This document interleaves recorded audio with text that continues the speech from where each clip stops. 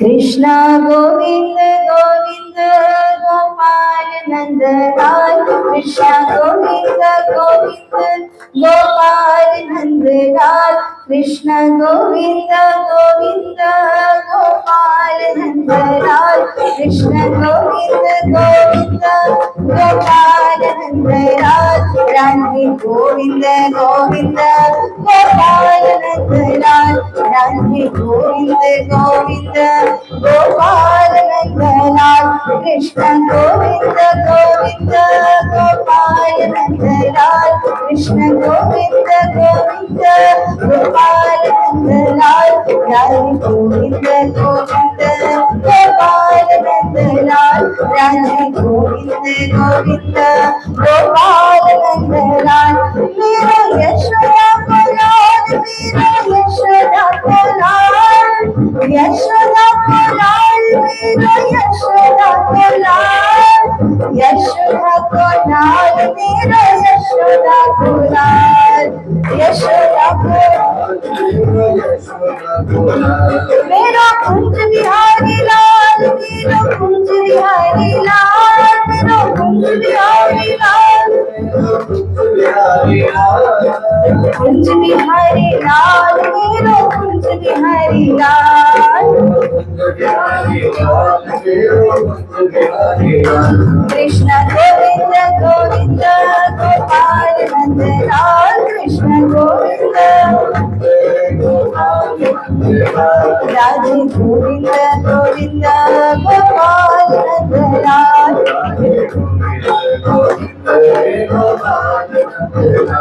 मेरा छोटा सा गोपाल, मेरा छोटा सा गोपाल, मेरा छोटा सा गोपाल,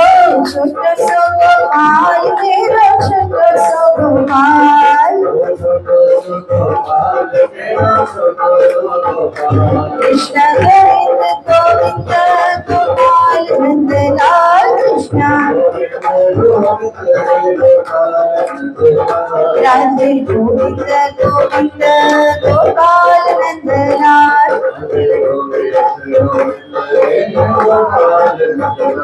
राधे गोविंद गोविंद गोपाल नंदलाल,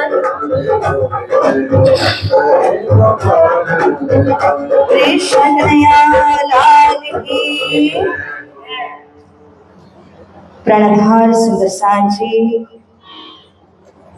कृष्ण प्रणामी मंदिर खतौली निजानंद आश्रम के इस परम पावन प्रांगण के अंदर में अक्षरातीत पूर्ण ब्रह्म परमात्मा श्री राज्य श्यामा जी के चरण कमल में बैठे हुए आप समस्त सुंदर सांची को और वाचक वृंदों को एवं हमारी परम विदुषी बहन ललिता देवी जी को, उपस्थित छोटे से बड़े सभी सुंदर सांच जी को रचिता सखी का सादर कोटि कोटि नमन प्रेम प्रणाम।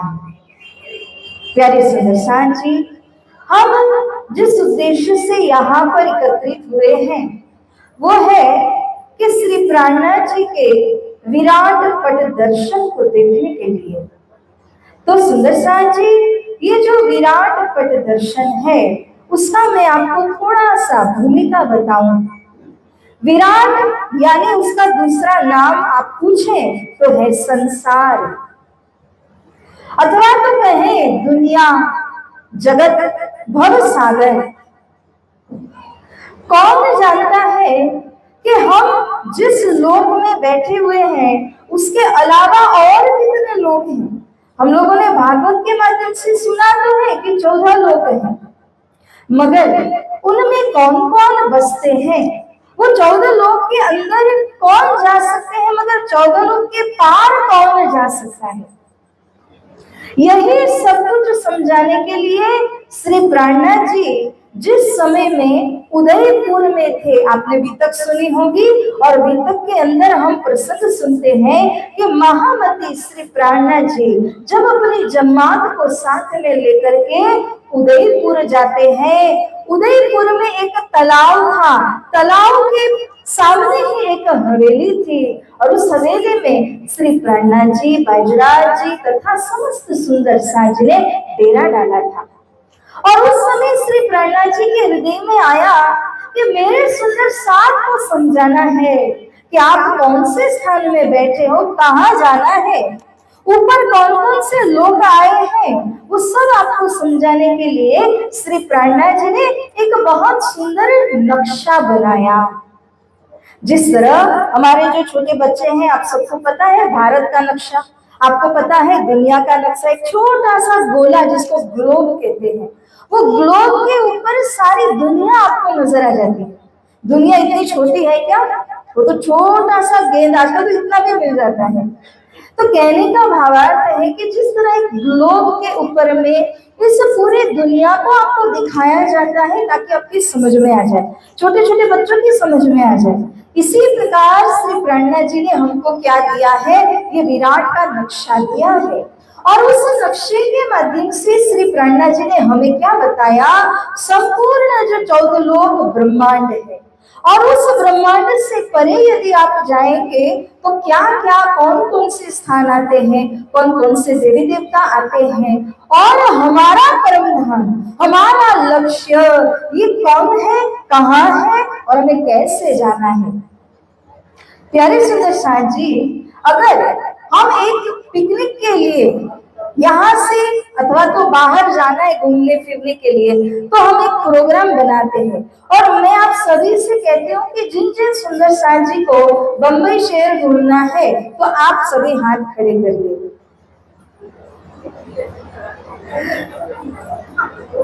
लगभग किसी के हाथ नहीं भी उठे तो अंदर से हाथ तो ऊपर ही, क्योंकि घूमने जाने की बात है तो हमें अच्छा लगता है। मगर आप क्या पूछेंगे मुझे कि बहन जी आप ये तो बता दीजिए, देखिए यहाँ से भी महात्मा जी भी हाथ उठा रहे हैं, ठीक है आपको भी लिए चलेंगे। तो आपका सवाल मुझसे होगा कि बहन जी कौन सी तारीख पे जाना है, कितने दिनों के लिए जाना है, और कौन से साधन के द्वारा जाना है।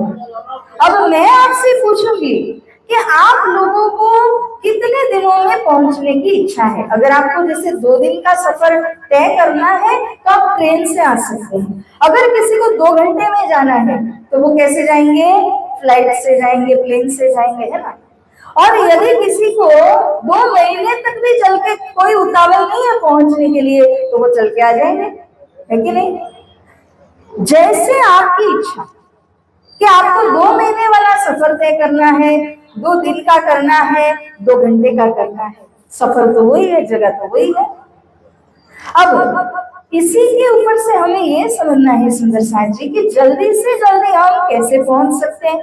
मगर उसमें क्या होगा कि ज्यादा हमें क्या देना पड़ेगा प्लेन में बैठने के लिए, रुपए तो ज्यादा देने ही पड़ेंगे, सीधी सी बात है। तो आप जल्दी से पहुंच जाएंगे और सुविधा के साथ पहुंचेंगे।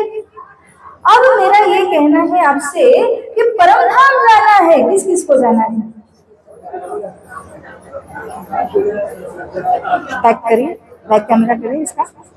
परम धाम जाना है, एक बार सभी हाथ उठाइए, कैमरा में भी आ जाए। सभी जा रहे हैं परम धाम के लिए, है ना। अच्छा ठीक है, अब वापस फ्रंट में ले लीजिए भैया कैमरा। तो कृपया करके ये बताइए कि कौन से साधन से जाओगे, चल के जाओगे, ट्रेन से जाओगे, फ्लाइट से जाओगे, कैसे जाओगे, कैसे जाओगे। मेरे पास तो तीनों ही है, मगर आपको बताना पड़ेगा कि किसके माध्यम से आपको जाना है। पैदल ही चले चलेंगे। भाई साहब कह रहे हैं पैदल ही चले चलेंगे, तो सब थक तो नहीं जाओगे ना। पंथ होने कोटि कलम, पंथ यानी कि पैर से जब आप चल के जाओगे ना तो कितना होगा, ज्यादा नहीं होगा, करोड़ों कल्पांत का समय लगेगा, बस चलेगा। तो श्री प्रहलाद जी हमें कहते हैं कि मेरे प्यारे सुंदर साथ जी हैं, तो उनको मैं इतना दिक्कत क्यों दूं, इतना परेशानी में क्यों कराऊं।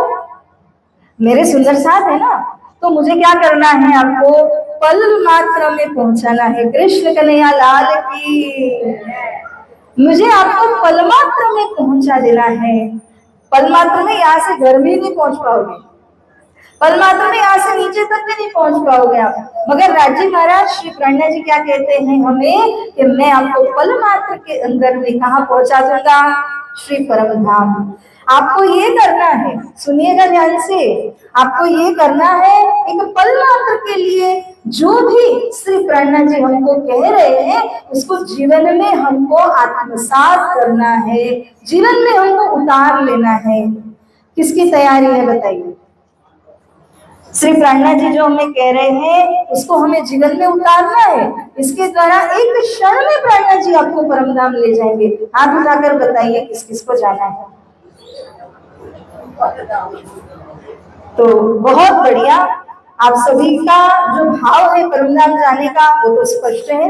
अच्छा, अब बात करते हैं कि श्री प्राणनाथ जी ने हमको क्या मार्ग दिया है कि हम पल मात्र। तो श्री प्राणनाथ जी की ये शुक्ति है, ये चौपाई में उन्होंने कहा पंथ होवे कोटि कलप प्रेम पहुंचावे बिने पलक। प्रेम पहुंचाता है एक पल मात्र के अंदर। अब ये बताइए प्रेम कहाँ मिलेगा? प्रेम ना बाड़ी उपजे, प्रेम ना हाट बिकाए। अगर आप मार्केट हाट बाजार में जाके पूछोगे कि भैया 1 किलो प्रेम दे दीजिए तो मिलेगा? नहीं मिलेगा। अगर आप जाते हो अपनी जहाँ खेती बाड़ी होती है वहां पे जाकर के आपने कह दिया कि मुझे इतने टन प्रेम चाहिए, मिलेगा? नहीं मिलेगा। कहाँ मिलेगा? तो इसी दरबार में मिलेगा। कृष्ण कन्हैया लाल की। हम सभी यहाँ आए हैं सवेरे से, है ना? सभी सवेरे से आए हैं। किसी ने धनी से अर्जी किया कि मुझे प्रेम दे दीजिए, किया? हम बस अपने अपने में लगे हुए हैं। आए, पारायण को शुभारंभ किया सेवा पूजा के साथ में, और हम लोगों ने नाश्ता कर लिया, पेट को आहार दे दिया, गपशप कर लिया, बहुत समय मिल गया आज तो। ये तो सभी कर लिया। धनी से बात की कि हे राजी महाराज, मैं आपके दरबार में आपके लिए आई हूँ या आपके लिए मैं आया हूँ, तो कृपया आप मुझको वो प्रेम दे दीजिए। वो प्रेम की एक बूंद भी जो मेरे हृदय के अंदर में आ जाएगी, इसी प्रेम के द्वारा मेरा परमधाम जाना सुलभ हो जाएगा, मेरा टिकट मुझे मिल जाएगा। मगर यहाँ आने के बाद भी सुंदर साथ जी हमारा ध्यान राज्य में ना होकर के खुद में ही है। कृष्ण कन्हैया लाल की। तो यहाँ इस दरबार में क्यों आए हो? राज्य का दरबार है ना, इस दरबार में क्यों आए हो? अरे इस दरबार में इसलिए आए हो कि राज्य महाराज जी की कृपा दृष्टि का आवरण आपके ऊपर बने। उनकी कृपा से ही तो प्रेम आएगा, नहीं तो प्रेम कहाँ से आएगा, है ना? इसीलिए प्यारे सुंदर साथ जी, हमारी ललिता सखी जी ने इतना बढ़िया सा आयोजन किया, ट्रस्टियों ने, कमेटी ने, जो भी है, आप लोगों ने सुंदर साथ के सहकार्य के द्वारा ही आयोजन हुआ। 40 पायरने बैठी है ब्रह्मवाणी की। ये क्यों है? हमारे दिल में प्रेम को प्रकट करने के लिए। मगर कहते हैं ना कि मेरे हाथ में कोहिनूर हीरा है, मगर मुझे लगता है ये तो क्या, ये तो पत्थर है। तो जिसको पहचान नहीं होगी वो क्या करेंगे, उससे ऐसे खेलेंगे। बच्चे खेलते हैं ना, बॉल लेकर के ऐसे ऐसे हवा में उड़ा देते हैं। ऐसे ही धनी ने तो धन बहुत दिया, धनी ने तो धन हमको दिया है, ब्रह्मवाणी दिया है, चर्चा सुनने को समय दिया है, और नाम जप करने का खूब सारा समय दिया। मगर उसी समय के अंदर हमारा ध्यान इधर उधर भटक गया तो हो गया कृष्ण कन्हैया लाल की जय हो जाएगा। प्यारे सुंदर साथ जी, में 100 बार की एक बात अब मैं पॉइंट पे आ जाऊं कि महामती श्री प्राणनाथ जी हमको इस नक्शे के माध्यम से क्या बता रहे हैं कि आप इस समय इस धरती के ऊपर हो कि नहीं हो।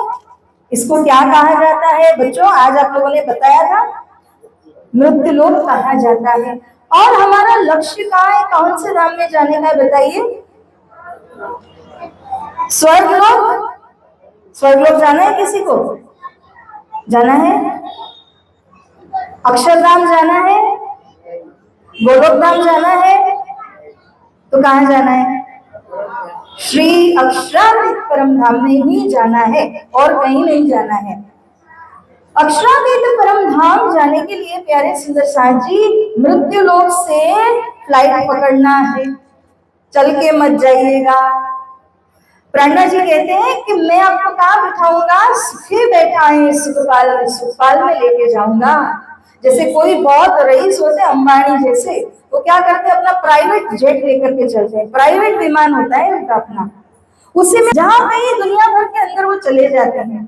तो धनी हमसे कहते हैं कि मैं आपके लिए विमान भेजूंगा, उस विमान में केवल आपको बैठना ही है, बस चलाना कौन करेगा, चलाने का काम श्री राम जी करेंगे। आपका सामान जो है वो सही से कौन रख देंगे, वे ही रख देंगे। आपको क्या करना है, बैठ करके जाना है। मगर वो कहाँ मिले सुखपाल, ये तो पता हो, कहाँ बैठू। इसीलिए मैंने बार बार कहा कि आप यदि खतौली के सुंदर साथ हैं और खतौली के अंदर ये धनी का दरबार है, इस दरबार से ही आपको सुखपाल मिलेगा। कृष्ण कन्हैया लाल की। कैसे मिलेगा, क्योंकि आपकी जो श्रद्धा विश्वास और प्रेम की भावना है सुंदर साथ जी, वो आपको यहीं से परम धाम तक लेकर के जाएगी। अब मैं आपको नक्शे में आपको यदि बताऊं कि हम कहाँ पे बैठे हैं और हमको कहाँ जाना है, तो सुंदर साथ जी नक्शा जो है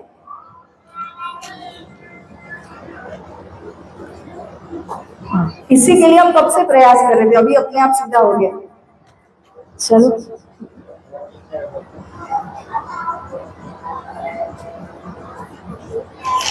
जो पीछे बैठे आपको दिख रहा है, थोड़ा आगे आगे आ जाओ। बच्चे तो आगे आ जाओ। पीछे नहीं दिख रहा, आगे आ जाइए। बहुत बहुत समय बाद ये टाइम मिला है आपको समझने का। अब इसको थोड़ा स्ट्रेट करेंगे तो नक्शा दिख जाएगा। आगे आ जाओ, आगे आ जाओ, देवती के पास आ जाओ, चरणों के पास। जिन जिन को नहीं दिख रहा है, कल से आपको दूरबीन लेके आना है, फिर पीछे से बैठ के दिखेगा, वरना आगे आगे बैठ जाइएगा। आगे आ जाओ जिनको नहीं दिख रहा है। अच्छा, तो अभी आपको यहाँ पर ये जो नजर आ रहा है ना, ये इसको बोलते हैं 14 लोक ब्रह्मांड। तो 14 लोक ब्रह्मांड में से यहाँ हम बीच के हिस्से में हैं। ये जो गोलाकार आपको नजर आ रहा है ना, ये हमारी पृथ्वी है, धरती है। इस समय हम सभी इसी धरती के बीच में हैं और इस धरती से अपने को कहाँ जाना है वो देखना, तो फिर समझ में आएगा कहाँ तक अपने को जाना है। अब देख लो हम कहाँ थे, यहाँ पे बीच में। बच्चों ध्यान है ना, हम लोग कहाँ है, ये वाला जो बीच का है ना, उसके सेंटर बीच में हो आप।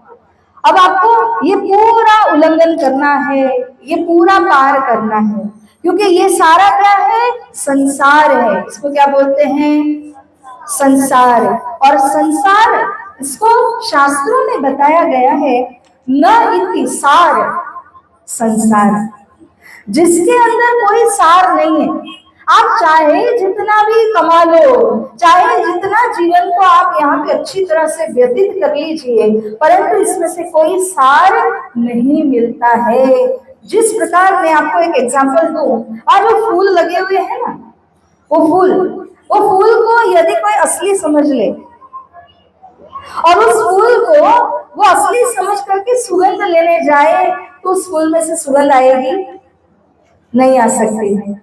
और यदि जैसे कई जगह हम देखते हैं वो नकली फल लटके हुए होते हैं, नकली आम होता है, आपका मन किया मुझे आम खाना है, आपने लेके उसको कट करने लगे, कोई रस मिलेगा? इसी प्रकार से न इति सार संसार, संसार में कितना ही अपने आप को रगड़ लीजिए, मगर यहाँ से कोई सार नहीं मिलता। तो धामधनी हमसे कहते हैं कि ये देख लीजिए, ये समस्त संसार का नक्शा आपको मैं दिखा रही हूँ, जो प्राणा जी ने आपको समझाने के लिए बनाया है। अब इस संसार को पार करना है सुंदर साथ जी। इस संसार को पार करने के बाद में भी इसके ऊपर भी इतना ही विस्तार आएगा। तो हमें ये समझना है, ध्यान दीजिएगा थोड़ा सा यहाँ पर, हमें ये समझना है भैया मोबाइल वाले भैया एक बार यहाँ आ जाइए, थोड़ा सा 1 मिनट आइए। तो हमको ये समझना है सुंदर साथ जी कि जो संसार का हम यहाँ पे नजारा देख रहे हैं, वो 5 वाला निकाल सकते हो क्या इसमें?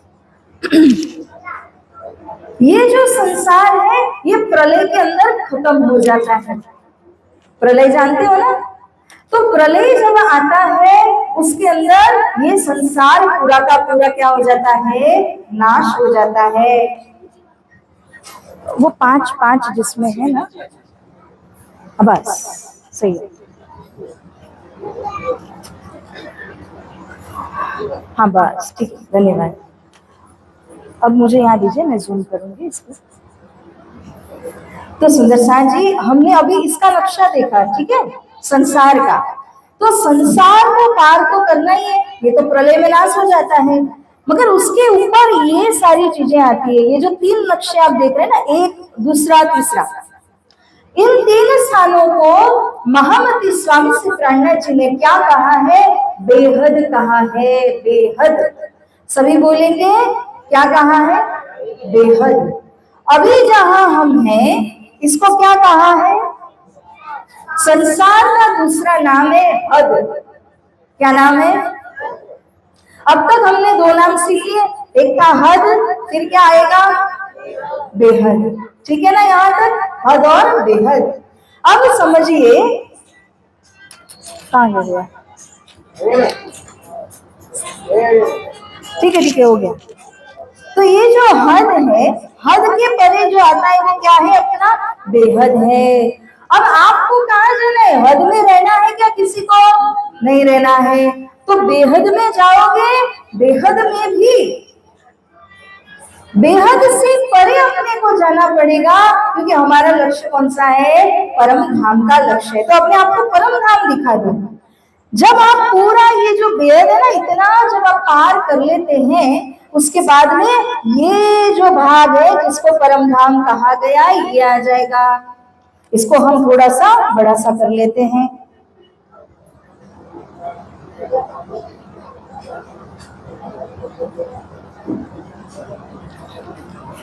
सुंदर साथ जी, ये जो है ना, ये गोलाकार, इसको कहते हैं श्री परम धाम।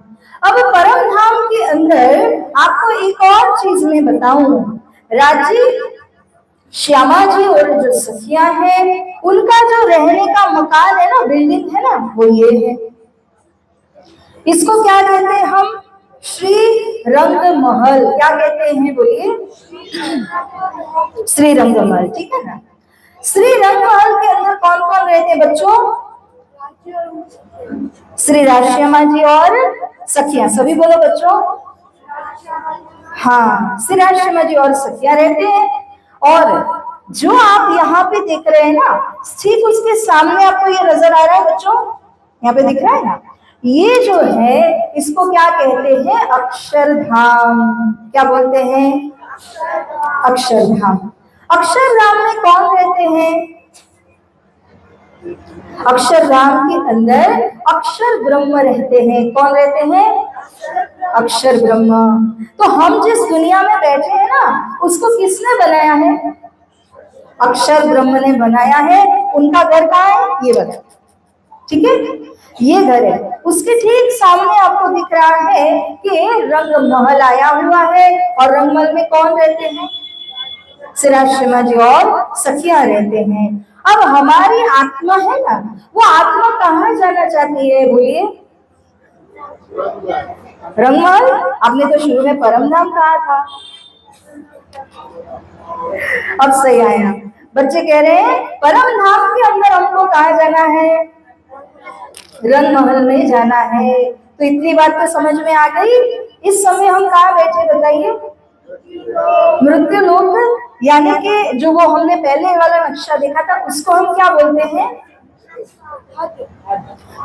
हाँ सही है। आप बताइए बड़े माताएं, बहनें, भाई, जो पहले आपने नक्शा देखा था संसार का, उसको क्या कहा जाता है? हद। ठीक है ना? हद से परे जो हम लोगों ने इस तरफ जो 3 नक्शे देखे थे, उसको क्या कहा जाता है? बेहद कहा जाता है। और बेहद के ऊपर जब आप यहाँ आ जाते हैं, इसके अंदर ये पूरा जो गोलाकार है उसको क्या कहेंगे? परम धाम कहेंगे। सभी ठीक है? अभी तक समझ में आ रहा है ना? और परम धाम के अंदर यहाँ पर आपको ये क्या कौन सा धाम नजर आ रहा है? हाँ, पीछे सभी बताएंगे कौन सा धाम है? ये वाला अक्षरधाम। इसमें कौन रहते हैं? अक्षर ब्रह्म रहते हैं। वो क्या करते हैं? हाँ जी, बच्चे तो अपने आप ही बोल रहे हैं, बहुत बहुत धन्यवाद। पीछे वालों मैं पूछ रही हूँ कि अक्षर ब्रह्म क्या कार्य करते हैं? जी, खेल को बनाना, दुनिया को बना के मिटाना, ये उनका कार्य है। तो उनका ये घर हो गया अक्षरधाम। उससे ठीक सामने आपको क्या नजर आ रहा है? रंग महल। रंग महल के अंदर कौन रहते हैं? राज्य महाराज, श्यामा जी और सखियां रहती हैं। तो सुंदरसार जी, हम एक पाठ करते हैं और उस पाठ का नाम क्या है? मूल मिलावा। मेहर सागर करते हैं ना, उसी के साथ साथ कौन सा करते हैं? मूल मिलावा करते हैं। वो मूल मिलावा कहां पर आया हुआ है?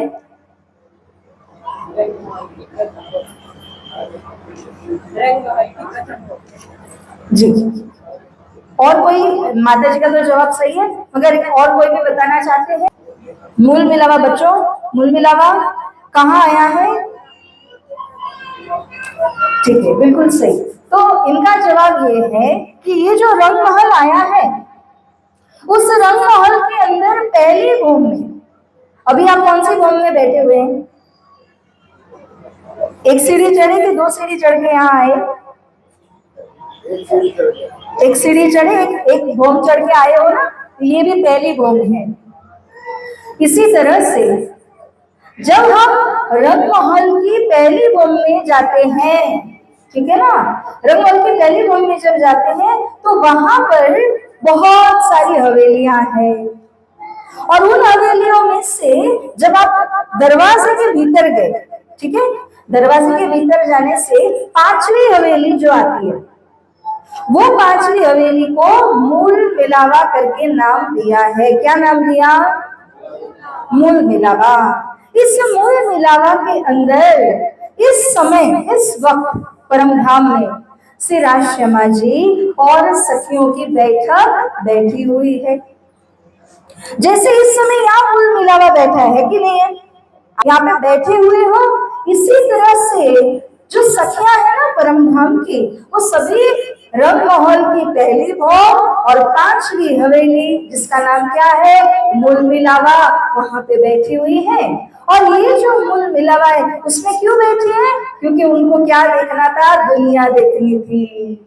ठीक है, आज हम लोग सभी इसको टीवी पर देखने के लिए, बड़े पर्दे पर देखने के लिए कितने समय से बैठे थे, है ना?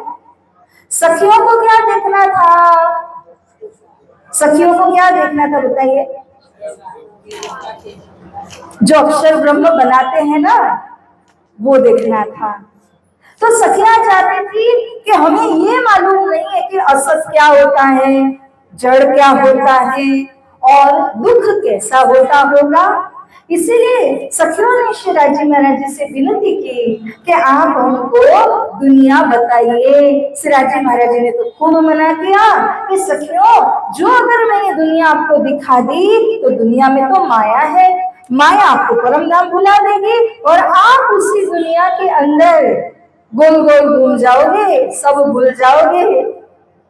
और जब कभी मैं तुम्हें बुलाऊंगा, आओ, पाठ है, पारायण है, चर्चा है, फिर भी आपका मन विचलित होगा, जाऊं कि न जाऊं, जाऊं कि न जाऊं, न जाने क्या होगा। तो इस प्रकार से माया ने क्या किया? माया ने हमें भुला दिया कि हम कहां पर बैठे हैं? मूल मिलावे में बैठे हुए हैं। तो सुंदर साथ जी, हमारे परम धाम से, अब ये देखिए, ये परम धाम के बीच का जो रंग महल है ना, इस रंग महल में से राज्य महाराज और श्यामा जी महारानी जी वो दोनों ही इस दुनिया में आए हैं। आए कि नहीं आए? हमारे लिए आए ना।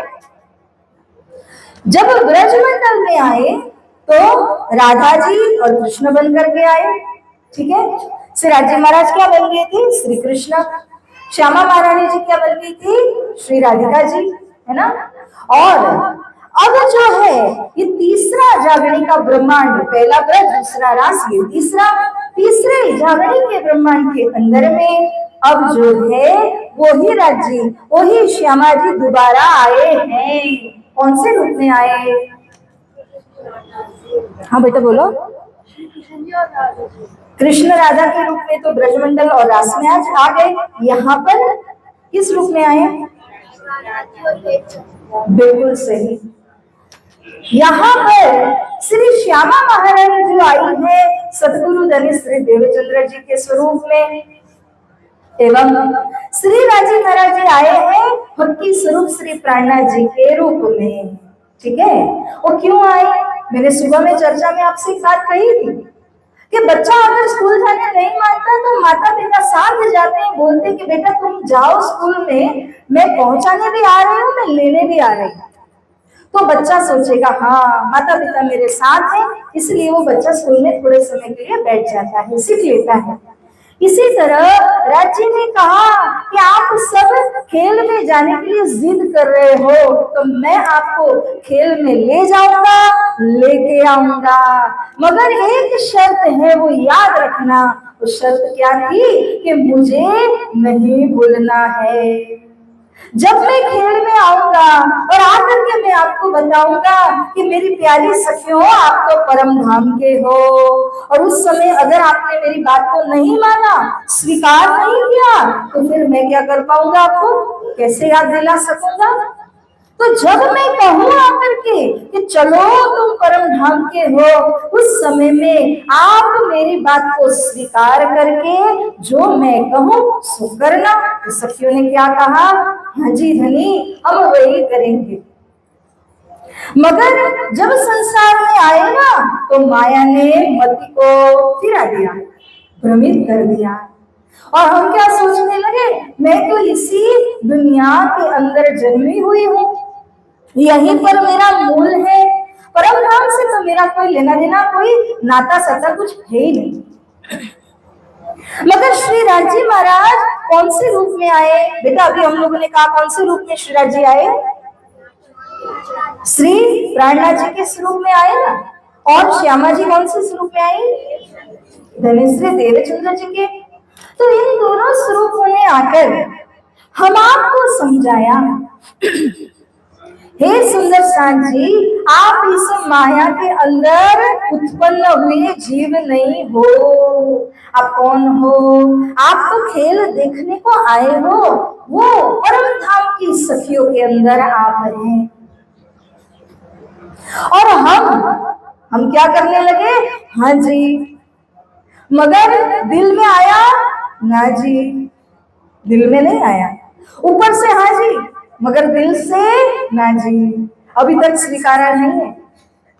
जो स्वीकार करते तो ऐसे नहीं होते, है ना। दिल से वो स्वीकारना पड़ेगा। तो प्राणनाथ जी हमें क्या कहते हैं कि आप इस नक्शे के आधार पर समझो। अगर आप इस नक्शे के आधार पर समझ लेते हो कि आपको यहाँ पहुंचना है, ये कौन सी जगह थी बच्चों बताइए? ये बीच वाला रंगमहल। तो हमें कहाँ पहुंचना है? रंगमहल में कौन सी जगह है जहां पहुंचना है हमें? मूल, हाँ, मूल मिलावा।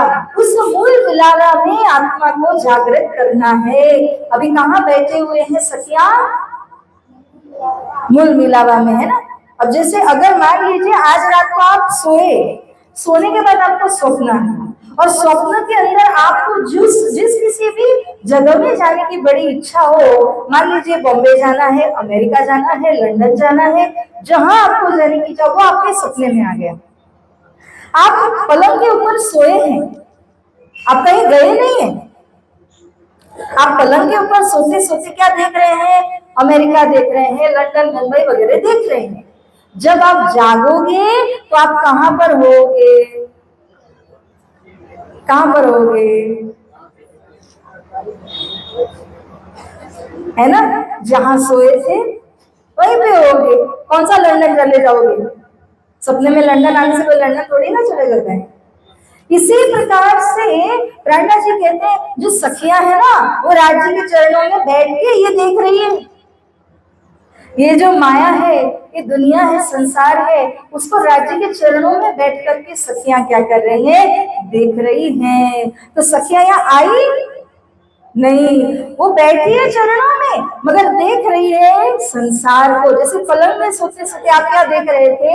अमेरिका देख रहे थे, मुंबई देख रहे थे, उसी तरह। तो कहने का मेरा ये भाव है कि अगर मैं पलंग में जाग जाऊं तो वो लंदन अमेरिका सब तो गायब हो जाएगा ना, होगा कि नहीं होगा? इसी प्रकार से यदि सखियां धनी के चरणों में जाग गई, कहाँ जाग गई? धनी के चरणों में बैठी है ना, वो जाग गई अगर, तो फिर उनको यहाँ से जाना पड़ेगा, वो तो वही है, उनको मात्र जागृत होना है। तो प्राणा जी हमें क्या कहते हैं? जागो जागो सैया, कहते हैं जगाने वाले आ गए। कौन आए जगाने के लिए आपको? सदगुरु श्री प्रहलाद जी। ये दोनों स्वरूप हमें लेने को आए हैं। माँ सुख खेचे तो रस के माही। माशु कौन है? धनी है। वो धनी आपको खींच रहे हैं, आ जाओ, आप मेरी सखियां हो परम धाम की, आ जाओ। मगर हम क्या करने लगे? हम तो, वो छोटा बच्चा भाग जाता है ना हमसे, हम बुलाने जाते हैं भाग जाता है, हम वैसे ही भाग रहे, पीछे दौड़ रहे हैं। और धनी क्या कहते हैं? पीछे माया है, गिर जाओगे, वो खाई है, फिर बाहर निकल नहीं पाओगे। हम क्या कहते हैं? हमें खेलने दो, गिरने दो, है ना। परंतु गिरना नहीं है, गिरोगे तो बाहर आते आते बहुत समय लग जाएगा, शायद आ ही नहीं पाओगे। तो कोई खाई में गिरना चाहेगा? कोई नहीं गिरना चाहेगा। इसी तरह माया की खाई के अंदर कोई गिरेंगे नहीं अगर राज्य के चरणों में आ गए। तो प्रणा जी की एक चौपाई जिसके द्वारा हम बात करते हैं, बच्चों आपको याद करनी है चौपाई। हद पार बेहद है, याद है आपको? हाँ बताइए। हाँ, बेहद पार अक्षर, फिर क्या है बेटा? अक्षर पार वतन है, फिर चौथा चरण क्या है? जागिए इन घर। तो बहुत बढ़िया, चलो मेरा एक काम तो अच्छा हो गया कि चौपाई तो पहले से याद है। हद पार बेहद है, बेहद पार अक्षर, अक्षर पार वतन है, जागिए इन घर। महामती से प्रेरणा जी आपको कौन सा लक्ष्य दे रहे हैं? इन घर। कौन से घर? जो यहाँ पे हमने देखा ना, ये वाला घर, ये हमारा घर है, उसमें हमको जागना है। मगर जैसे अगर चल के जाओगे ना तो फिर बहुत समय लग जाएगा। चल के नहीं जाना है, कैसे जाना है? सुखपाल में बैठकर जाना है। तो सुखपाल कब आएगा? कि जब हम धनी को इस तरह से भक्ति भाव से पुकारेंगे तब तो सुखपाल आएगा ना। अगर आप धनी से दूर दूर दूर दौड़ रहे हो, धनी के पास नहीं आते, न सेवा करते हो, न भक्ति करते हो, न भजन बोलते हो, और फिर चाहते हो कि सुखपाल आकर ले जाए, तो ये संभव है? तो प्यारे सुंदर साथ जी, हम एक बार इस नक्शे को पुनः अब देखिए। यहाँ पर, यहाँ हम कौन से लोक में हैं? मृत्यु लोक में है। और इस मृत्यु लोक से अपने को सीधा यहाँ जाना है। कहाँ जाना है? रंगमहल के अंदर कौन सी जगह? मूल मिलावा में जाना है। लेकिन बीच में क्या क्या आएगा? ये जो सारे ऊपर के लोक है ना, ये सभी, फिर ये पूरा बेहद, इसको बेहद कहा जाएगा, ये सभी आ जाएंगे। और इसके भी परे आप जाओगे तभी ये कौन सा धाम आएगा? परमधाम के पहले ये वाला कौन सा आएगा? अक्षरधाम। तो इस अक्षरधाम से भी परे हमको जाना है। कितना दूर है ना? दूर है? किसको दूर लग रहा है? हाथ उठाइए। दूर है बेटा, दूर है, दूर है। अच्छा, नजदीक है बोलने वाले हाथ उठाइए। क्या बात है, क्यों? हाँ जी, हमारे दिल में ही अगर हम अच्छे से भक्ति भाव करेंगे तो हम कैसे क्या बात है, बहुत बढ़िया। हमारे दिल में ही है, अगर हम योग्य रूप से भक्ति भाव के द्वारा याद करेंगे तो हमको जाना आना तो कुछ है ही नहीं, है ना। हमारे हृदय के अंदर ही ये परम धाम है, बस भूले हैं, उसी को याद करना है। जब वो दिल में याद आ जाएगा उसके बाद में क्या करना पड़ेगा, हमें मेहनत क्यों करनी है पता है? क्योंकि दिल में जो है ना उसको माया ने ढक दिया है। आग को क्या ढक देता है? राख। आपने देखा होगा जब राख आती है ना तो वो आग को ढक देती है। इसी तरह हृदय के अंदर में जो परमधाम और जो मूल मिलावा है उसको किसने ढक दिया है? माया ने ढक दिया है। तो वो कैसे राख दूर होगी आपकी? वो राख कैसे दूर होगी? जितना आप धनी का भजन करोगे और जितना नाम स्मरण करोगे, जितना इस बात की गहराई को समझोगे, उतना जल्दी वो राख दूर हो जाएगी। इसीलिए हम लोगों ने इस विराट का आयोजन क्यों किया? इसीलिए किया कि सुंदर साथ को इस नक्शे के द्वारा समझाया जा सके कि आप लोग दूर नहीं हैं, आप धनी के चरणों में बैठे हुए देख रहे हैं, मगर आपको जागने की आवश्यकता है। अब मैं एक और बात यहाँ पर कड़ी जोड़ देती हूँ इसमें, जो आपको दिख रहा है ना मृतलोक के अंदर में हम बैठे हुए हैं,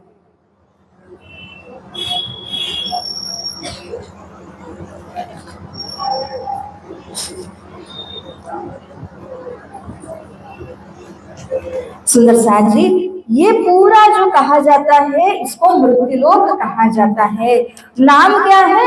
मृत्यु लोक, नाम में ही मृत्यु आ गया। अर्थात यहाँ पर जन्म मरण ये चलता ही रहता है। कोई एक शरीर को छोड़ देता है, हम क्या बोलते हैं? इसका शरीर खत्म हो गया बोलते हैं ना, मगर वो शरीर खत्म हुआ, आत्मा खत्म होती है? आत्मा तो कदापि खत्म नहीं होती, वो आत्मा दूसरे शरीर में चली जाती है। फिर वो शरीर अगर खत्म हो गया तो और तीसरे शरीर में चली जाती है, और ऐसे कितने शरीर में जाती है बताइए?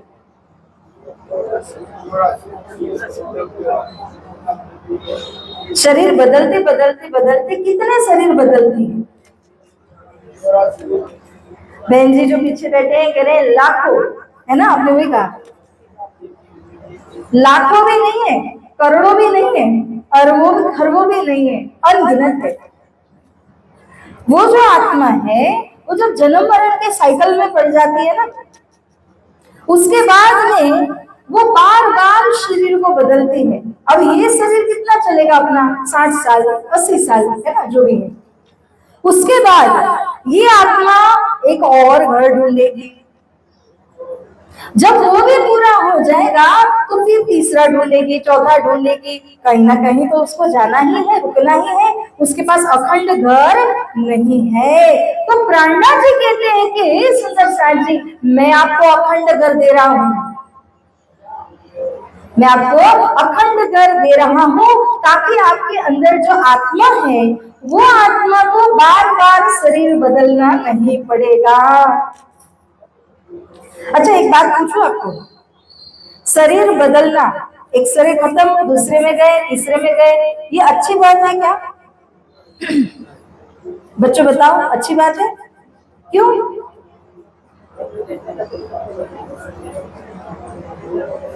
अच्छी बात क्यों नहीं है बताइए?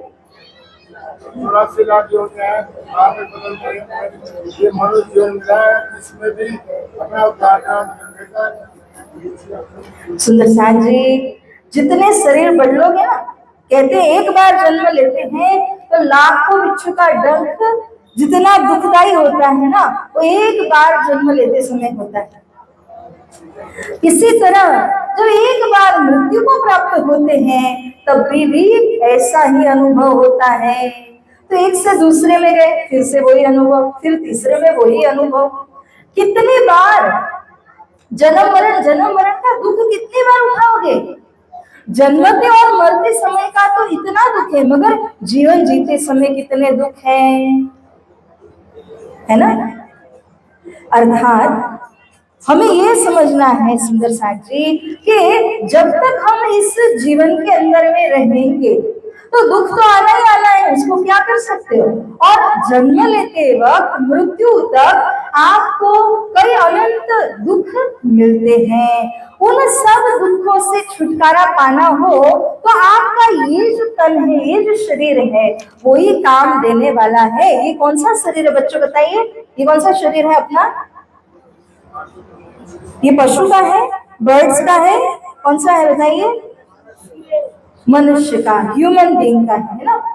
ये मनुष्य के शरीर के अंदर की विशेष क्या बात है कि आपका भूतकाल भी जानते हैं, आप जो वर्तमान में होने वाला है वो सोच सकते हैं, जान सकते हैं, एवं जो भविष्य काल के अंदर, भविष्य के अंदर जो पैक है जो नजर में नहीं आता है, उस भविष्य काल में होने वाली चीजों को भी आप समझ सकते हैं कि शायद वर्षा हो सकती है, शायद ये हो सकता है, वह हो सकता है। तो कहने का तात्पर्य है कि आपको तीनों ही समय काल के अंदर की बातें पता है इस शरीर के द्वारा। पशुओं को पता है, पशुओं को नहीं पता। उनको यदि पूछो कि तुम पहले जन्म में क्या थे, वो नहीं बता पाएंगे। तुम अभी क्या कर रहे हो, वो भैंस होगी तो भैंस कहेगी कि मैं चारा खा रही हूं, मगर उसके आगे या पीछे वो कुछ बता नहीं पाएगी क्योंकि उसकी बुद्धि में नहीं है। और इसी तरह अगर उसको पूछा जाए कि भविष्य में तुमको कहाँ जाना है, कौन से धाम में जाना है, वो बता पाएगी? नहीं बता पाएगी। मनुष्य तन एक ऐसा तन है, एक ऐसा शरीर है जहां आपको भूतकाल भी पता है, वर्तमान भी पता है, भविष्य काल भी पता है। मुझे बड़े होकर के ये बनना है, पता है ना आपको। तो इस प्रकार से मनुष्य तन अनमोल कहा गया है। कभी जब हम पारायण बिठाते हैं, सत्संग करते हैं, तो आप लोगों ने भैंसों को बुलाया, कुत्ते बिल्लियों को बुलाया? कोई नहीं बुलाते हैं। क्यों? क्योंकि हमारे में जो बुद्धि है वो उनमें नहीं है। इसीलिए मनुष्य तन जो है वो सबसे महत्वपूर्ण शरीर है। अगर आप मनुष्य तन के अंदर में आए और यहाँ से अगर आपने राज्य की भक्ति उपासना नहीं की तो फिर आप कहाँ जाओगे? फिर से दूसरे शरीर में, तीसरे शरीर में, चौथे शरीर में चलते ही जाओगे, चलते ही जाओगे। प्यारे सुंदर साथ जी, इसीलिए कहा गया है, एक कल्पना कीजिए सभी, एक ऐसा मान लो गोलाकार का बहुत बड़ा हॉल है ये, और उसमें से एक ही रास्ता है जिससे आप बाहर जा सकते हैं, ठीक है। और एक अंधा व्यक्ति, उसको दिखाई नहीं पड़ रहा दरवाजा कहाँ है, तो वो भी उस हॉल के अंदर आ चुका है। उसको चाहिए कि मैं बाहर निकल जाऊं। अब वो क्या करेगा? नजरें तो नहीं है, मगर वो क्या कर सकता है? अपने, है ना, दीवार के सहारे से अपना हाथ लगाते लगाते वो रास्ता ढूंढते हुए जाएगा। अब अगर दरवाजे के पास में वो पहुंचा, सिर में खुजली आ गई और वो चलते चलते निकल गए, तो क्या होगा?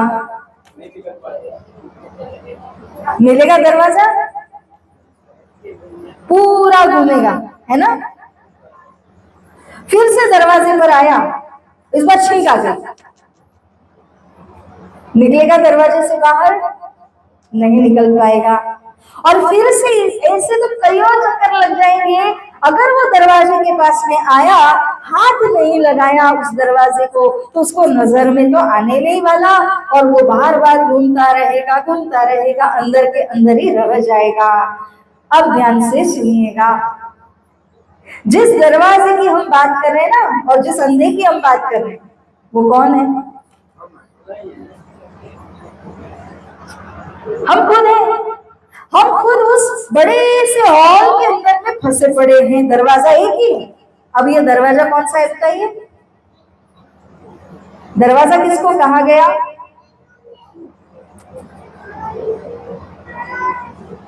बच्चों दरवाजा क्या है अपने लिए बताइए।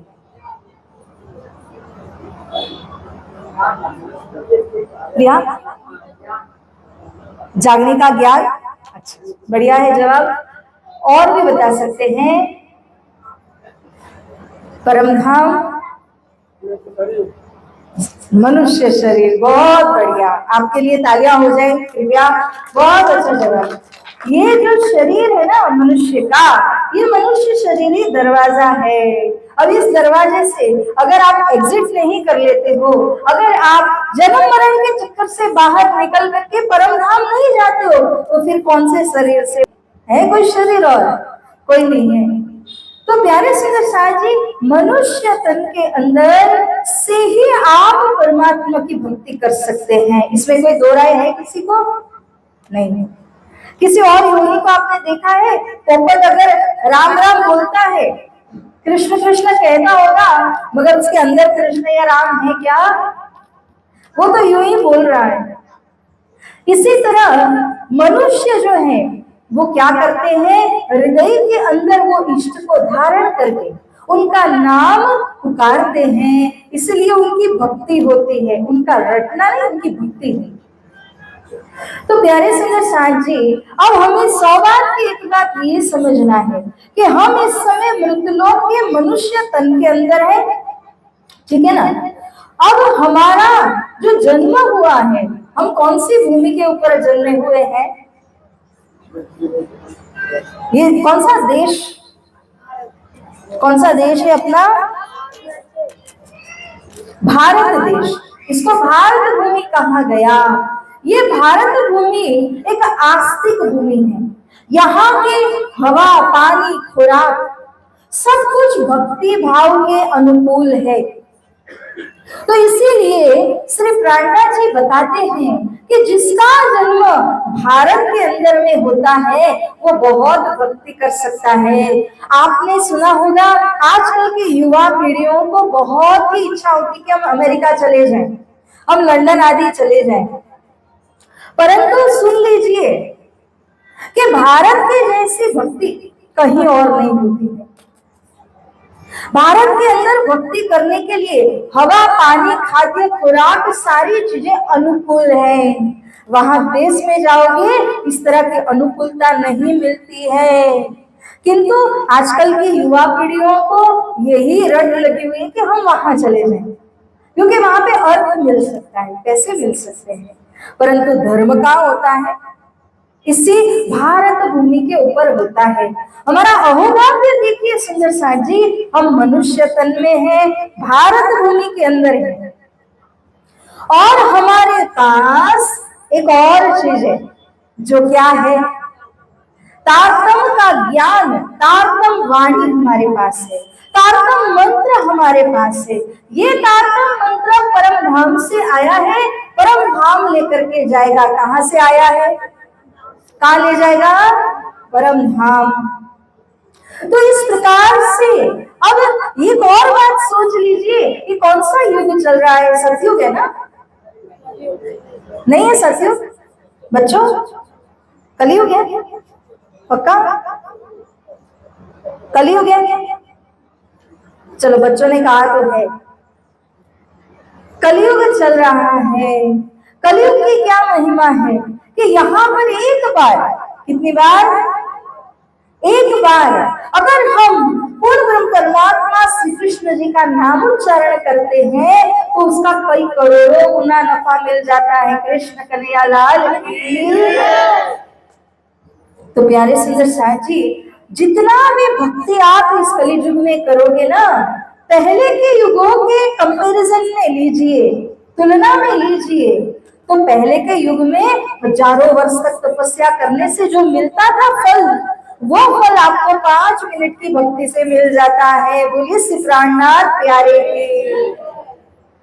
तो कलियुग के अंदर हम सभी आए हुए हैं, है ना? कौन सी भूमि में है? मृतलोक के भारत भूमि में है। अन्य सारी भूमियों तरीकों से इस भूमि को उपजाऊ भूमि कहा गया है। आप लोग खेती बाड़ी से जुड़े हुए हो ना, तो आपको पता है उपजाऊ जमीन जो होती है उसमें आप थोड़े से बीज डाल दोगे तो क्या हो जाएगा, बहुत अच्छी फसल कट जाएगी, खेती अच्छी बड़ी सी हो जाएगी। लेकिन अगर वो उपजाऊ जमीन नहीं है, खारी जमीन है, तो क्या होगा, वो बीज भी बेकार हो जाएगा, वो भी खत्म हो जाएगा। मगर हमारी भारत भूमि कैसी है, उपजाऊ जमीन है, और जो बाकी सारी जमीन है वहां पे धर्म कर तो सकते मगर फल उतना मिलेगा नहीं। तो प्यारे सुंदर साहब जी श्री प्रेरणा जी कहते हैं, वृथा का निगमोरे पानी पदार्थ चार, उत्तम मान को खंड भरतनो श्रेष्ठ कुल सिरदार। श्री प्रेरणा जी ने 4 पदार्थ बताए। बच्चों ध्यान देना, कितने पदार्थ बताए हैं, 4 पदार्थ। सबसे पहला कौन सा है पदार्थ, कि आप मनुष्य तन के अंदर में आए हो, है ना। दूसरा, भारत भूमि में आपका जन्म हुआ है। तीसरा, ये कलियुग चल रहा है ना। चौथा बताइए, सदगुरु जी का दिया हुआ तारतम महामंत्र, महामती प्रेरणा जी प्रणीत वाणी, ये हमारे साथ है।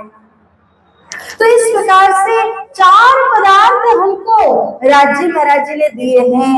अब सुंदर सा जी मैं एक सवाल पूछूं, आप बताइएगा कि कितने लोग हैं जो भारत में जन्मे हैं, जो कलियुग के अंदर में है ना, मनुष्य तन के अंदर है, मगर उनके पास क्या नहीं है, उनके पास सदगुरु जी की कृपा मेहर से तारतम नहीं है।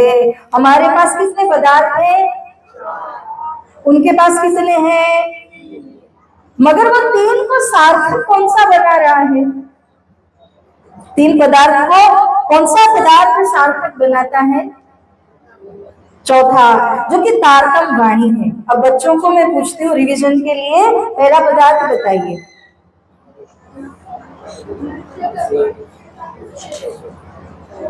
आप बच्चों में पहला कौन सा है बेटा, बोलो, मनुष्य तन। दूसरा कौन सा, भारत भूमि में जन्म, ओ वहां से आया, अच्छा। तीसरा कौन सा है, कलियुग। चौथा, श्री सदगुरु जी का दिया हुआ तारतम महामंत्र और ज्ञान, है ना। तो ये 4 पदार्थ हमारे पास है, जो कि सभी के पास में नहीं है। 3 पदार्थ हो मगर चौथा अगर नहीं हुआ, सदगुरु का तारतम अगर नहीं है, तो वो 3 पदार्थ फेल हो जाते हैं, दोबारा चक्कर के अंदर आना पड़ता है। इसलिए प्यारे सुंदर साथ जी, अब ये नक्शे के द्वारा आप लोगों ने क्या समझा आज, कि हम जो यहाँ मृतलोक में है ना, हमको जाना है मूल मिलावा तक, मगर सुखपाल में जाना है, चल के जाएंगे तो करोड़ों कल्पांत लग जाएंगे। तो हम जो सुखपाल में बैठ करके जाने की बात कर रहे हैं, वो कहाँ से मिलेगा आपको, यहाँ मंदिर से ही मिलेगा। क्यों, आपके हृदय के अंदर जो प्रेम भाव, जो भक्ति, जो श्रद्धा विश्वास है, वो कहीं पर भी बाजार में बिकाऊ तो नहीं मिलेगी, खेती बाड़ी करके उगा भी नहीं सकते हो, कहाँ मिलेगा, धनी के चरणों से मिलेगा। कृष्ण कन्हैया लाल की। तो इसको मृतलोक क्यों कहा गया, बच्चों बताइए, ये जमीन को मृतलोक क्यों कहा गया।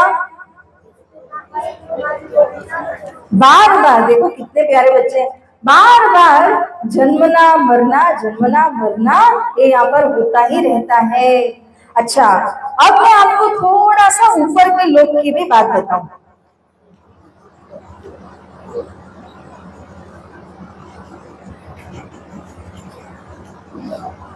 यहाँ पर आपको थोड़ा सा हल्का ही दिख रहा होगा, मगर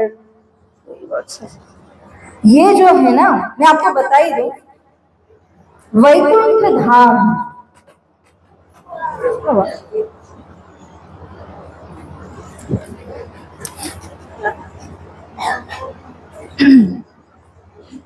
धाम। और वैकुंठ धाम के अंदर किनका निवास स्थान है बताइए? ब्रह्मा जी, विष्णु भगवान जी और भोलेनाथ जी का, है ना। ब्रह्मा, विष्णु और महेश, ये तीनों देव रहते हैं वैकुंठ के अंदर। और इसी प्रकार से आप लोगों ने स्वर्ग सुना होगा ना। सब क्या कहते हैं? मर के कहाँ जाएंगे? स्वर्ग जाएंगे। तो स्वर्ग में ऐसा क्या है जो सब स्वर्गी बोलते हैं? कोई कहता है मैं नरक जाऊंगा, बुरे में बुरा पापी रहा होगा ना, फिर भी वो यही कहेगा कि मैं कहाँ जाऊंगा? मरने के बाद स्वर्ग लोग जाऊंगा।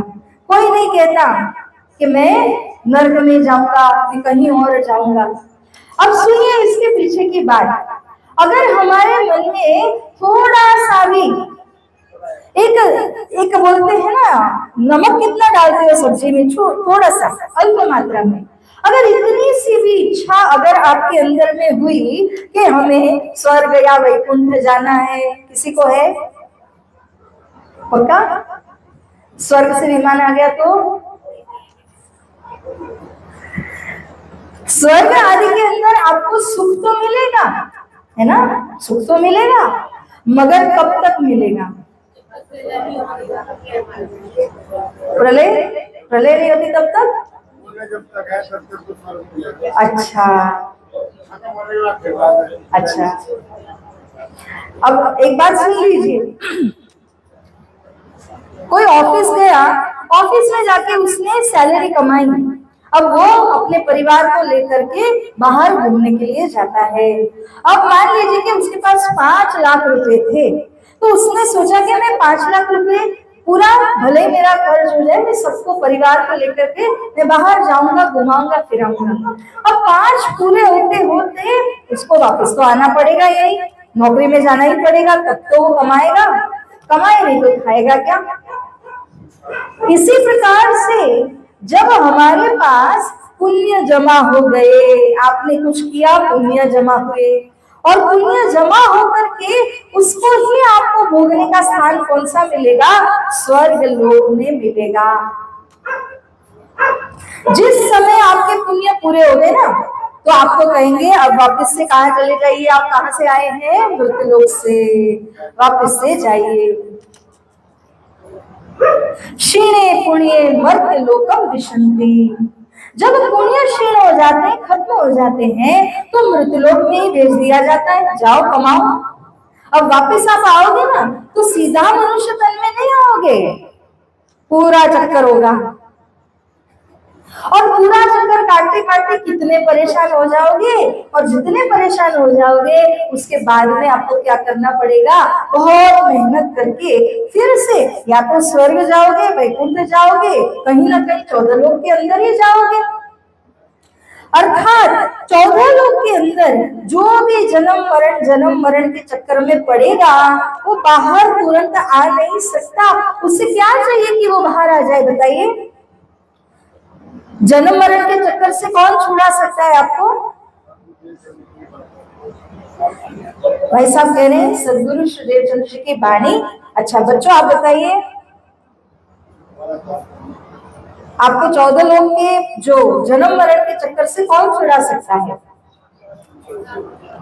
तारतम वाणी, बहुत बहुत ही अच्छे। और पीछे माताएं बहने भाई, तो सुंदर साथ जी, कुल मिलाकर हमारे पास जो तारतम महामंत्र है ना, वो कहां से आया बताइए? परम धाम से। वो कहाँ ले जाएगा? परम धाम। वो ही आपको सहारा देगा। अगर आप इनमें से किसी भी, जैसे यहाँ पर जो आप देख रहे हो ये स्वर्ग लोक है, ये जो देख रहे हो वो वैकुंठ है जहाँ पर तीनों देव रहते हैं। मगर स्वर्ग जाओ, वैकुंठ जाओ, आवागमन का चक्कर नहीं छूटेगा। तो प्रणा जी कहते हैं, अरे आप इस शरीर में आए हो, आप मेहनत करके स्वर्ग जाओगे, दोबारा चक्कर में पड़ोगे। कोई अगर वैकुंठ जाएगा फिर से इसी चक्कर में पड़ेगा। इससे बेहतर क्या उपाय है कि आप इस शरीर के द्वारा उनकी भक्ति करिए। उनकी भक्ति माने पूर्ण ब्रह्म परमात्मा श्री कृष्ण की भक्ति आप करिए कि जिस भक्ति के द्वारा उनके परम धाम में आप हमेशा के लिए पहुंच जाएंगे। कृष्ण कन्हैया लाल की। अब जिसको जाना है ना वही जयकार बोलना, ठीक है? जिसको परम धाम जाना है, अक्षरातीत कृष्ण धाम में जाना है, वो ही जयकार बोलेंगे और मत बोलना। सोच लीजिए अच्छी तरह से। कृष्ण कन्हैया लाल की।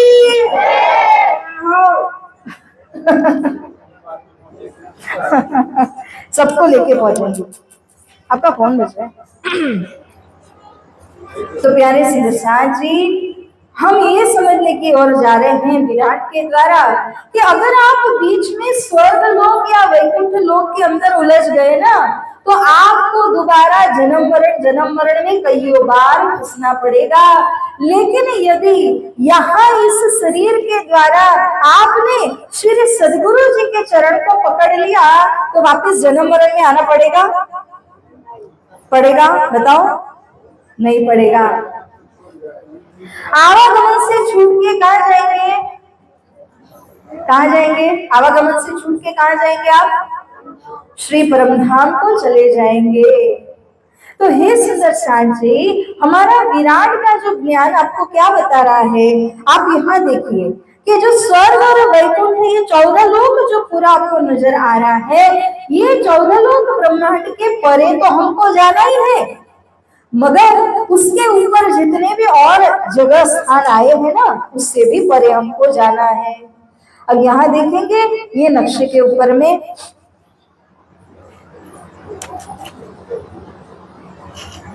सुंदर साथ जी, यहाँ पे ये 14 लोग के ऊपर ये जो दिख रहा है ना, आपको थोड़ा सा हल्का दिख रहा होगा, मगर मैं आपको बता दूं, ये जो स्थान है इनको कहा जाता है व्यष्टि ज्योति स्वरूप। ठीक है?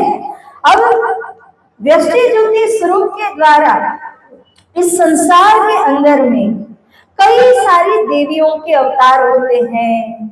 आप लोगों ने कितने देवियों के नाम सुने? एक दो चार सुनाइए जरा, फटाफट आंसर आए। जैसे कि भगवती, भवानी, अंबिका, है ना, कई और देवियों के नाम कुल मिलाकर के 64 अवतार होते हैं देवी माताओं के। वो सारे के सारे अवतार जो होते हैं ना, वो यहीं से होते हैं। ये जो स्थान है जिसको व्यष्टि ज्योति स्वरूप, ये दिख रहा है आपको, व्यष्टि ज्योति स्वरूप करके कहा जाता है। इसी स्थान से देवियों के कितने अवतार होते हैं बताइए? 64। अब जो माता रानी की भक्ति उपासना बड़ी कल्लिनता से करते हैं, वो तो कहाँ जाएंगे? और जो उस लोक में चले गए, माता रानी के पास चले गए, क्या उनको आवागमन में आना नहीं पड़ेगा? आना तो पड़ेगा, क्योंकि उनकी उपासना करने से, उनके लोक में जाने से भी वहां से तो आना ही पड़ेगा, और पुनः पुनः जन्म मरण के चक्कर के अंदर जाना पड़ेगा। तो प्यारे सुंदर साथ जी, उसके ऊपर अब यहाँ देखिए, ये जो आपको यहाँ पर नजर आ रहा है, इसको हम कहते हैं गायत्री देवी जी। क्या कहते हैं? गायत्री देवी जी जो है वो खुद क्या जपती है? ब्रजरास को जपती है। और हम लोग जो दुनिया के लोग हैं ना, वो दुनिया के लोग क्या जपते हैं? गायत्री देवी के मंत्र को जपते हैं कि नहीं जपते हैं? मगर खुद गायत्री देवी किसकी उपासना कर रही है? ब्रजरास, श्री कृष्ण की उपासना कर रही है। समझ में आ रही है बात? जिस तरह, अब मैं आपको थोड़ा सा हिंट देती हूँ, थोड़ा सा इशारा करके हम समझने की कोशिश करिएगा। मयूर यानी कि जिसको पीकॉक बोलते हैं, मोर, वो मोर जो होता है ना, उसका अगर आप पंख देखेंगे, इतना कलरफुल है, इतना सुंदर नजर आता है, हर कोई देखना चाहता है। मगर कितने लोगों को पता भी है कि वो जहरीले सांप को खाता है। खाता तो है, उसका विष उसके अंदर तो जाएगा। अगर किसी ने सांप खाया जहरीला, उसका क्या होगा? वो मर ही जाएगा।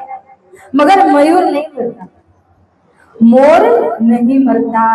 मोर के अंदर वो विष को हजम करने की ताकत है, वो नहीं मरता। कहने का भाव क्या है? अंदर क्या भरा है? विष। विषैले सर्प खाए उसने। बाहर से देखो तो रंग बिरंगे पंख के साथ में वो सभी के मन को आकर्षित कर लेता है। तो जिस तरह से मोर क्या कर रहा है कि वो अंदर से कुछ और है, बाहर से बहुत सुंदर नजर आता है, इसी तरह ये जो गायत्री देवी जी है ना, उनका वाहन क्या है? मयूर है। क्योंकि वो क्या करते हैं कि अंदर से देखा जाए तो कृष्ण की ब्रजरास लीला को बजती है, मगर बाहर से देखा जाए तो उनके मंत्र को जपाती हैं सबके द्वारा। मगर जिन्होंने वो मंत्र, गायत्री देवी जी का भी मंत्र, वो तो पावन मंत्र है, मगर इस मंत्र को जप करके जन्म मरण के चक्कर से बाहर नहीं आ सकते हो, क्योंकि कहाँ जाओगे? उनके धाम तक, स्वर्ग तक जा सकते। बिकॉज ये जो गायत्री जी का जो मंत्र है ना, वो मंत्र आपको स्वर्ग लोक पहुंचाता है, इसीलिए उसके परे तो नहीं जा सकते। तो सुंदर सार जी अब बताइए कि अगर व्यष्टि ज्योति स्वरूप के धाम में गए, गायत्री देवी के धाम में गए, तो आवागमन छूटेगा कि नहीं? नहीं। तो हमें जाना है वहां, हमें उससे भी आगे बढ़ना है, हमें तो उससे आगे देखना है। ये तो हम देखते हुए जा रहे हैं क्या क्या आया है।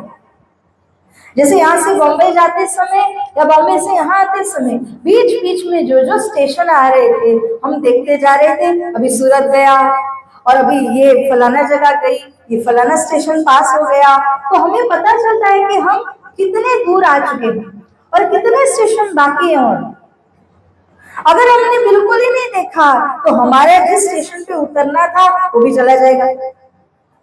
इसलिए हम देखते हुए आते हैं।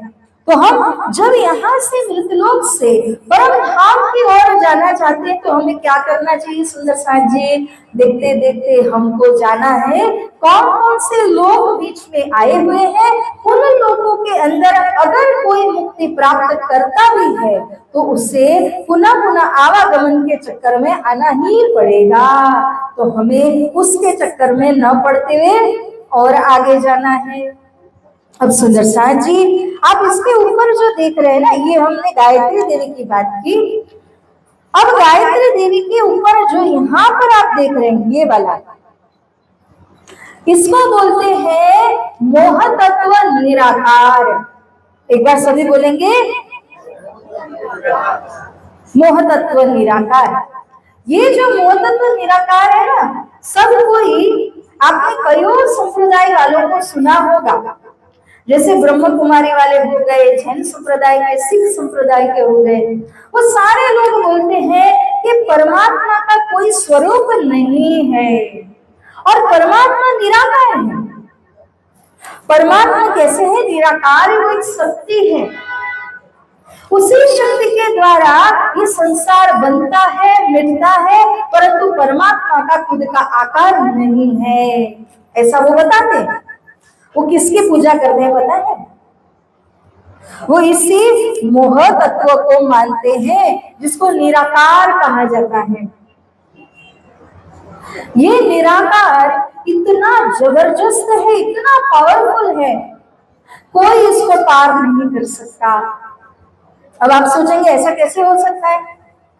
जिस तरह आपने यदि कभी देखा हो कि एक बहुत बड़ा समंदर के किनार पर एक दीवार को बनाया गया है, ताकि वो जो समंदर से उठने वाली जो तरंगे हैं वो दीवार में टकराएंगी, पुनः कहाँ चली जाएंगी?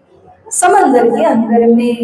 इसी तरह सुनिएगा सुंदर साथ जी, इसी तरह से ये जो भवसागर है उसको एक समंदर कहा है, और इस समंदर के अंदर के जो जीव सृष्टियां हैं वो सब कौन से हैं? वो तरंग उठती है ना, उसी तरह है।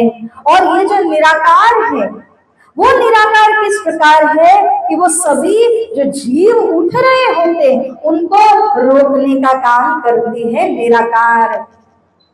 इसी तरह से तो जब तरंग उठती है दीवार से टकरा के पुनः गिर जाती है ना, यहाँ के जीव उठते हैं, वहां निराकार तक पहुंचते हैं, लेकिन उससे बाहर नहीं जा सकते, उसको टकरा करके पुनः आ जाते। कहाँ आ जाते हैं? मृतलोक के अंदर, 14 लोक के अंदर में ही आ जाते हैं। इसीलिए ये जो मोह तत्व है, ये जो निराकार कहा गया, निरंजन आदि कहा गया, उस निराकार उस निरंजन तक भी चले जाओ, लेकिन आपको जन्म मरण के चक्र में तो आना ही पड़ेगा, तो वहां जाकर के भी कोई लाभ नहीं होगा। तो सुंदर साथ जी उसके आगे और हम देखेंगे अगर, तो यहाँ जो आप देख रहे हैं उसके ऊपर इसको कहा जाता है 7 शून्य। क्या कहेंगे? 7 शून्य। 7 स्वर सुना है ना हम सभी ने, सारे गा मा पा धा नी सा। 7 स्वर जहां से उदय होते हैं ना, वो ये 7 शून्य है। इंद्रधनुष्य देखा है, रेनबो, उसमें 7 रंग होते हैं, वो 7 रंग यहां से आते हैं। ये जो 7 शून्य है, इसको माया प्रकृति कहा जाता है।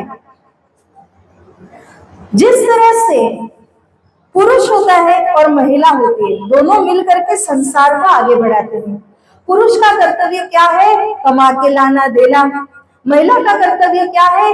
जो भी पुरुष ने कमा के लाकर दिया हो उसको अच्छी तरह से उपयोग में लेना, यूज करना, और उपयोग में लेकर के उससे जो जो अनिवार्य चीजें हैं घर को चलाने के लिए वो लेकर के आना, घर को आगे चलाते जाना, वो स्त्री का काम होता है। इसी प्रकार से अब ध्यान से सुनिएगा, जो प्रकृति है ना वो स्त्री है। क्या है? वो स्त्री है। वो क्या करती है? अलग अलग प्रकार के ब्रह्मांड को बनाती है। कृष्ण कन्हैया लाल की। जैसा ये ब्रह्मांड आपको नजर आ रहा है ना, वैसे तो कईयों प्रकार के ब्रह्मांड बनाती है वो। उसका कार्य यही है कि वो अलग अलग तरह तरह के ब्रह्मांडों को बनाती है। जैसे इस समय वृक्ष, जो क्या कहेंगे प्राणी आदि, पक्षी आदि, वो सारे जैसे बने हुए हैं, अलग अलग ब्रह्मांडों के अंदर अलग अलग योनियां बनाती है। वो क्या काम कर रही है? जैसे स्त्री घर को चलाती है, वो जो प्रकृति है 7 शून्य है, वो इस संसार को चलाते डिजाइन करते हैं। समझ में आया? अब ये जो प्रकृति है ना, उसके परे पुरुष है। अभी अभी हमने जिक्र किया, पुरुष और स्त्री मिलके क्या चलाते हैं? घर को चलाते हैं, गृहस्थी चलाते हैं। इसी तरह ये प्रकृति है, तो प्रकृति के ऊपर कौन है? पुरुष है। ये जो पुरुष आपको यहाँ नजर आ रहे हैं, इनको क्या बोलते हैं? वो कौन है? कौन है? पुरुष है। वो कौन है? उनका नाम, इनका जो नाम है ना, आदि नारायण भगवान, और इनको महाविष्णु भी कह सकते हैं, शरपुरुष भी कह सकते हैं। यही है वो पुरुष जिनकी ये स्त्री बताई गई है, प्रकृति माया। ये दोनों मिलकर के संसार को रचते हैं। आदि नारायण भगवान जो है ना, उन्होंने क्या किया पता है? जब वो इस हिरण्मय गर्भ में से प्रकट हुए, तब उन्होंने देखा मैं तो अकेला हूं, कोई तो है ही नहीं, हमें अकेला पसंद है? नहीं पसंद है। इसी तरह जब ये आदिनारायण भगवान को पता चला कि मैं तो अकेला हूं, उन्होंने क्या किया? उन्होंने एक बात बोल दी, एक तो हम बहुश्याम, मैं अकेला हूं, मैं अनेक हो जाऊं। जब उसने ऐसी इच्छा की ना, तो ये जो प्रकृति इच्छा शक्ति है वो प्रकट हो गई। और जब वो प्रकट हो गई, मतलब उसकी कौन हो गई? स्त्री प्रकट हुई। उसकी स्त्री ने और पुरुष आदि नारायण ने, दोनों ने मिल करके ये 14 लोक संसार को निर्माण किया। तो ये 14 लोक संसार जो है, ये जो 14 लोग संसार है, ये 14 लोग संसार के मूल रचयिता कौन है, बनाने वाले कौन है? पुरुष और ये प्रकृति। समझ में आया? पुरुष क्या करते हैं? कमा के लाते हैं, उनका पावर होता है। इसी तरह ये जो आदि नारायण भगवान है, इनके अंदर भी क्या है? शक्ति है। और वो शक्ति क्या बोलते हैं? अपनी होम मिनिस्टर को दे देते हैं, ये प्रकृति को दे देते हैं कि मैं तुमको मेरी शक्ति देता हूँ, तुम क्या करो? घर को और संसार को विस्तार करो। तब ये प्रकृति क्या करती है? अलग अलग प्रकार की संसार को बनाती है। ये तो हम एक प्रकार का देख रहे हैं, ऐसे तो विभिन्न प्रकार के जो संसार है ना, वो बनाए गए हैं। प्यारे सुंदर साहब जी, अब सुनिए, पुरुष और प्रकृति। पुरुष का नाम क्या है? बताइए सभी। आदि नारायण। और स्त्री का नाम क्या है? ये जो अभी आपने यहाँ देखा था, सात शून्य, प्रकृति, माया, इच्छा शक्ति, ये सब उसके नाम है। तो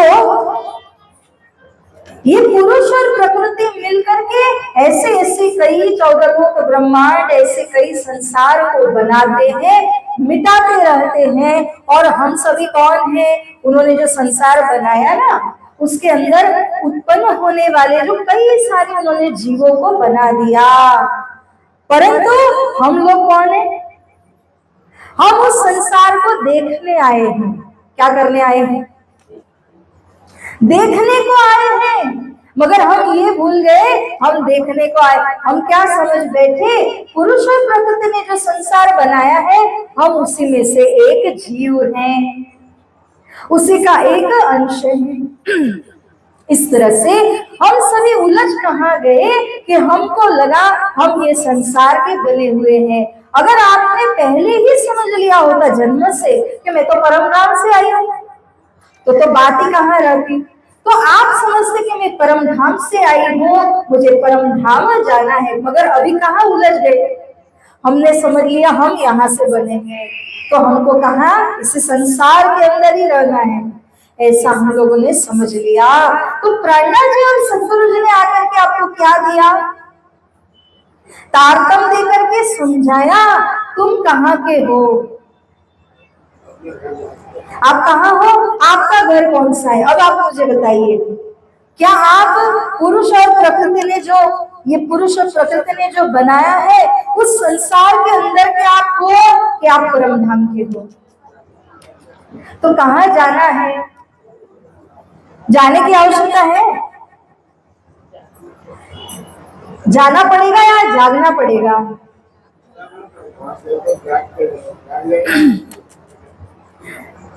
यहाँ आपका जागना ही जाना, यहाँ आपका जाग जाना ही वहां जाना है। जाग जाओ तो सीधा ही वहां उठ पाओगे, वो जागना ही बड़ा मुश्किल हो जाता है। क्यों? माया जो है ना, वो कबड्डी का खेल आप लोगों ने देखा होगा। उसमें क्या होता है, सब लोग मिलके वो बेचारे एक की टांग पकड़ के खींचते हैं और उसको एक सीमा के अंदर रखने की कोशिश करते हैं। मगर वो बेचारा अकेला बाहर जाके सीमा की बॉर्डर को टच करने की कोशिश करता है ना, मगर जाने नहीं देते। माया भी पैर पकड़ के खींचती है कि नहीं? अच्छा, किसको नहीं खींचती बताओ? किसे नहीं खींचती? हाथ ऊपर करके बताइए। नहीं, हम में से किसको माया नहीं खींचती बताइए? सभी को खींच रही है ना। कोई भी इससे बचा हुआ नहीं है। तो प्यारे सुंदर साहब जी, मैं ये कहने चाह रही हूँ आपसे कि माया किसी को बख्शती नहीं, किसी को छोड़ती नहीं। उसका तो काम ही हमको खींच के पछाड़ देना। तो हमारा काम क्या है बताइए? माया से बचना है ना। कौन कौन है माया से बचना चाहते हैं बताओ? बच पाओगे? बोलो, बच पाओगे? हम तो चाहते हैं कि बच जाएं, मगर वो हमें छोड़ेगी नहीं। वो बहुत पावरफुल है, बचेगा केवल वो ही, बचेगा केवल कौन? जो चरणों में रहेगा। कृष्ण कन्हैया लाल की। कोई नहीं है चरणों में, ऐसा लगा। कौन है चरणों में बताइए जरा, कृष्ण जी के चरणों में कौन है? हाँ तो फिर जयकार तो सही से लगाओ। बोलो श्री कृष्ण कन्हैया लाल की, श्री सतगुरु महाराज की, श्री प्राणनाथ प्यारे की, बोल बोल पंजे वाले की। प्यारे सुंदर साथ जी, जिन्होंने उनके चरणों को पकड़ लिया ना, फिर वो माया क्या करेगी? वो खींचना तो चाहेगी, खींच नहीं पाएगी। एक कंडीशन है। हाँ, कंडीशन क्या है? वो कुछ भी खरीदने जाओ तो क्या होता है? कंडीशंस अप्लाई लिख के आ जाता है। मगर यहाँ भी कंडीशन है, और वो ये कंडीशन है कि अगर आपने दृढ़ता से पकड़ लिया चरणों को, मजबूती से पकड़ लिया, तो फिर माया खींच नहीं पाएगी। वरना पकड़ा है ऐसे ऐसे ही पकड़ा है आपने, हल्के से पकड़ा है तो फिर क्या होगा? खींच लेगी ना माया। इसलिए धामधनी हमसे कहते हैं कि आपको चरण कमल को पकड़ना है तो ही बच पाओगे, और चरण को भी ऐसे पकड़ना है। कैसे? बड़ी मजबूती से, दृढ़ता से पकड़ना है। और उसके लिए क्या चाहिए? जितना भक्ति करोगे, नामस्मरण जितना करोगे, जितना उनकी तरफ आपका झुकाव होगा, पल पल में, श्वास श्वास में उनका नाम यदि लिखोगे ना, तो बच पाओगे। यही उपाय है। तो प्राणनाथ जी क्या कहते हैं? तुम दुल्हा, मैं दुल्हन, और मैं जानू बात, ईसत सो सेवा करूं सर्व अंगो साक्षात।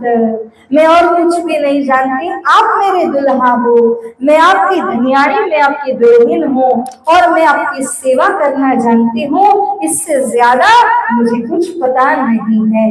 मेरे सर्वांग के द्वारा मैं आपकी सेवा करूंगी, इस ज्ञान को ग्रहण करते हुए।